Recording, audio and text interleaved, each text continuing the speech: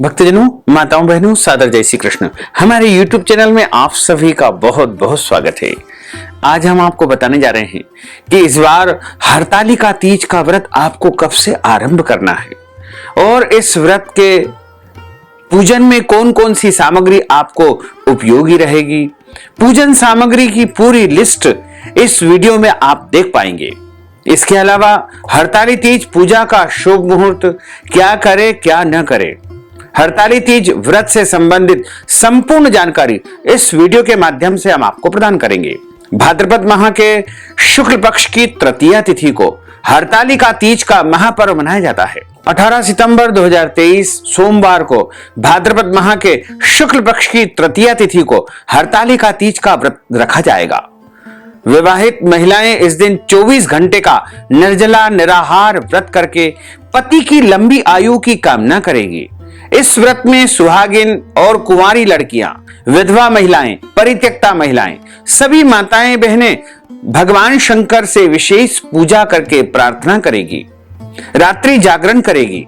और इस साल हरतालिका तीज का जो व्रत है वो अद्भुत संयोग के साथ आ रहा है, जो माताओं बहनों को कई गुना लाभ प्रदान करेगा। क्योंकि इस बार हरतालिका तीज का महापर्व सोमवार के दिन है और सोमवार का दिन भगवान भोलेनाथ का दिन माना जाता है। तृतीया तिथि का आरंभ 17 सितंबर 2023 को दोपहर 11:09 से हो जाएगा, जो कि अगले दिन यानी 18 सितंबर 2023 को दोपहर 12:08 पर तृतीया तिथि समाप्त हो जाएगी। इस प्रकार सूर्योदय व्यापिनी और चतुर्थी युक्त जो तृतीया तिथि रहेगी वो 18 सितंबर 2023 सोमवार के दिन ही रहेगी। हालांकि हस्त नक्षत्र युक्त तृतीया इस बार नहीं मिल पा रही है, लेकिन चित्रा नक्षत्र से युक्त है। पहले दिन 17 सितंबर को द्वितीया युक्त तृतीया है, इसलिए उस दिन व्रत नहीं रखना है। आपको व्रत 18 सितंबर 2023 सोमवार के दिन ही रखना चाहिए और इस व्रत का आरंभ सूर्योदय से होगा, जो कि अगले दिन के सूर्योदय तक चलेगा।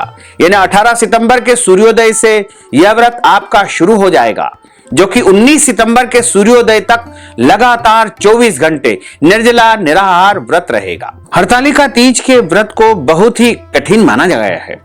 इस व्रत को व्रतराज कहा जाता है और सभी माताएं बहनें पूरी निष्ठा के साथ, पूरी श्रद्धा के साथ में इस व्रत को धारण करती है।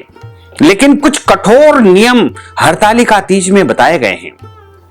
इसमें तो यहां तक लिखा हुआ है कि यदि कोई स्त्री जल पीती है यानी पानी पीती है तो वह मछली बनती है और दूध पीने वाली बिल्ली बनती है और मिठाई खाने वाली चींटी बनती है तथा सोने वाली यानी दिन में या रात में सोने वाली वह अजगर का रूप धारण करती है। इसके अलावा कई प्रकार के जो है इसमें नियम बताए गए हैं। लेकिन आप बिल्कुल भी चिंता न करें, डरने की आवश्यकता नहीं है। ये माता पार्वती ने ये सारे नियमों का पालन किया था।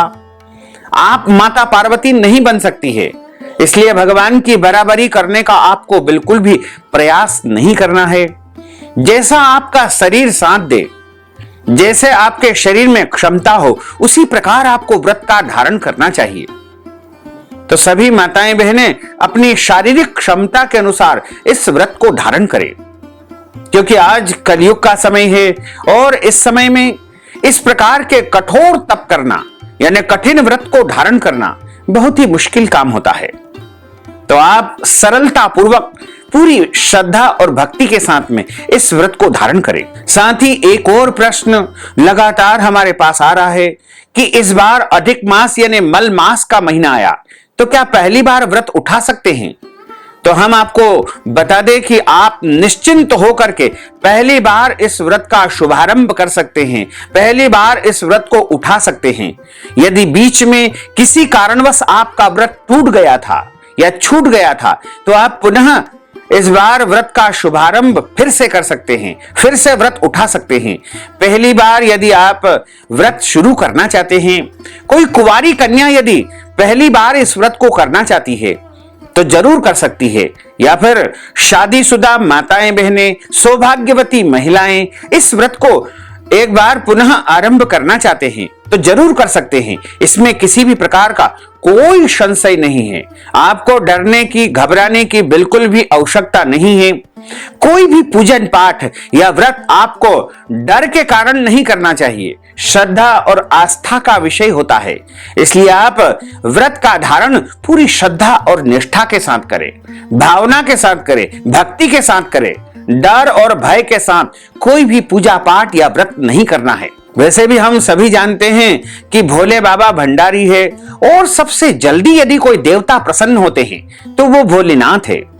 तो इसलिए यदि आप चाहें तो इस व्रत में फलाहार करके भी इस व्रत को कर सकते हैं, लेकिन ध्यान रखें किसी भी परिस्थिति में आपको अन्न का सेवन इस दिन नहीं करना चाहिए। अच्छी प्रकार से फलाहारी वस्तु ग्रहण कर ले। यदि आप चाहें तो इसमें मीठा फलाहार ले ले, और यदि आपके शरीर में कोई बीमारी है, कोई कष्ट है, कोई व्याधि है, तो आप नमकीन फलाहार लेकर भी इस व्रत को धारण कर सकते हैं। लेकिन ध्यान रखें, जब तक हम भगवान भोलेनाथ का एक बार पूजन न कर लें, कथा का श्रवण न कर ले, तब तक आपको फलाहार नहीं लेना चाहिए।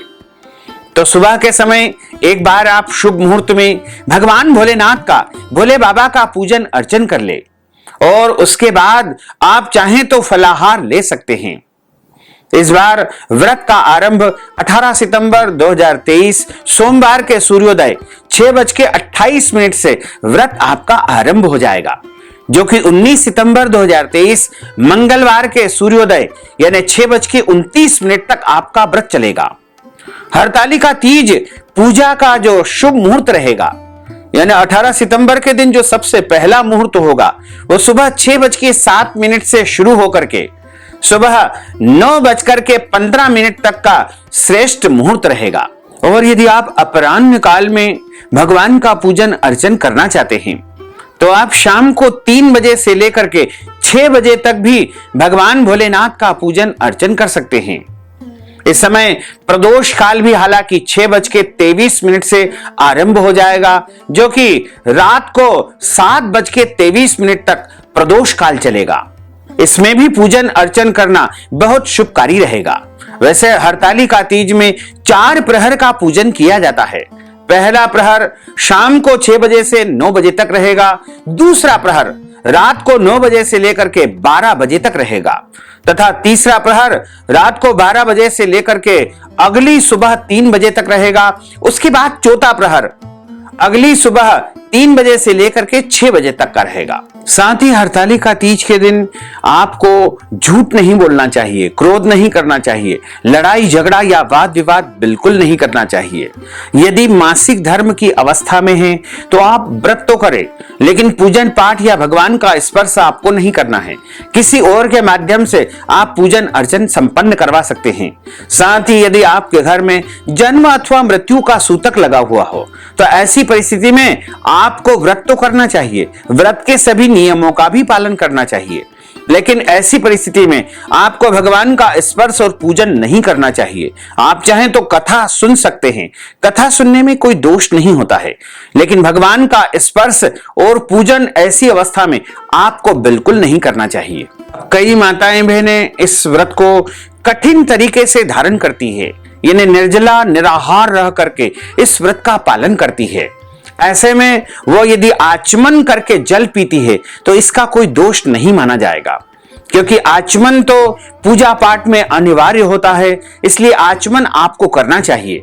और आचमन के द्वारा जो जल हमारे शरीर में जाता है उससे किसी भी प्रकार का कोई दोष नहीं लगता है, यानी आपका निर्जला निराहार व्रत खंडित नहीं होगा। इसमें रात्रि जागरण करने का विशेष विधान है, तो आपको प्रयास करना चाहिए कि रात में जागरण करके ही आपको व्रत को पालन करना चाहिए। 18 सितंबर सोमवार के दिन इंद्र योग है, रवि योग है और कई सारे अद्भुत योग है, तथा सोमवार के दिन इस बार हरतालिका तीज है, तो आप सोमवार के इस महापर्व पर हरतालिका तीज यदि मनाएंगे तो आपको उत्तम फलों की प्राप्ति होगी।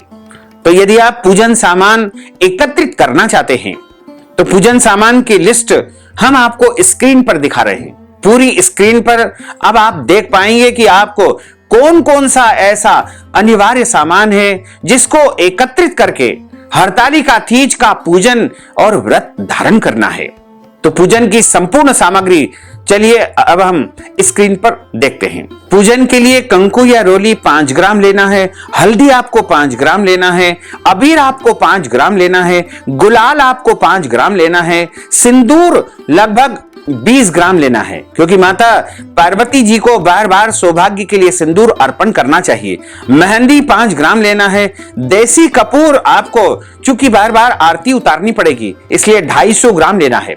सफेद कपड़ा बाबा भोलेनाथ को अर्पण करना चाहिए। सफेद कपड़ा आप अपनी इच्छा के अनुसार ले लीजिएगा। सौभाग्य का सामान जैसे साड़ी, ब्लाउज, पेटीकोट, मंगलसूत्र और सौभाग्य की सभी सामग्री जो माता पार्वती के निमित्त आपको अर्पण करना चाहिए। नारियल आपको 2 लाना है, एक कलश के लिए नारियल, दूसरा भगवान को अखंड श्रीफल अर्पण किया जाता है।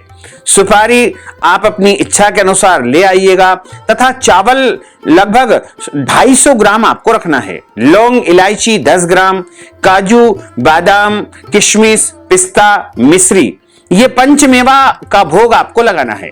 आप अपनी व्यवस्था के अनुसार जितना भी चाहें पंचमेवा एकत्रित कर ले तथा कलावा यानी नाड़ा की आंटी आपको लेना है और इसमें धूप बत्ती आपको लेना है, माचिस लाना है, रुई 1 पैकेट लाना है, शुद्ध घी 250 ग्राम या अखंड जोत आप जलाते हैं तो उसके अनुसार आप ज्यादा भी ले सकते हैं। इत्र की शीशी, भांग, भस्म, जनेऊ जोड़ा यदि 4 प्रहर की पूजा करेंगे तो अलग अलग जनेऊ जोड़ा आपको चढ़ाना पड़ेगा। तो 5 जनेऊ जोड़ा, एक गणेश जी के लिए और 4 प्रहर के 4 जोड़े, और इस प्रकार दोना का 1 पैकेट यानी भोग लगाने के लिए दोने हमको रखना चाहिए। पूजा की थाली तथा शक्कर लगभग 250 ग्राम, गुड़ 250 ग्राम, शहद 25 ग्राम, कच्चा दूध 1 लीटर। यदि अभिषेक आप नहीं करते हैं तो 250 ग्राम कच्चे दूध में भी आपका काम हो जाएगा। दही 250 ग्राम, अष्टगंध चंदन 100 ग्राम, पान के पत्ते, पान डंडी वाले होना चाहिए, लगभग 7 ले आइएगा। पुष्पमाला 2, खुले फूल 250 ग्राम, फुलेरा। यदि आप अपने घर में बालू, रेती या मिट्टी के शिवलिंग बनाते हैं तो आपको एक परात में उनको केले के पत्ते के ऊपर बनाना चाहिए और उसके ऊपर फुलेरा भी आपको टांग देना चाहिए। यदि किसी मंदिर में सार्वजनिक स्थान पर आप जाते हैं तो वहां पर पंडित जी या अन्य व्यवस्थापक लोग फुलेरा लेकर के फुलेरा वहां पर टांग देते हैं।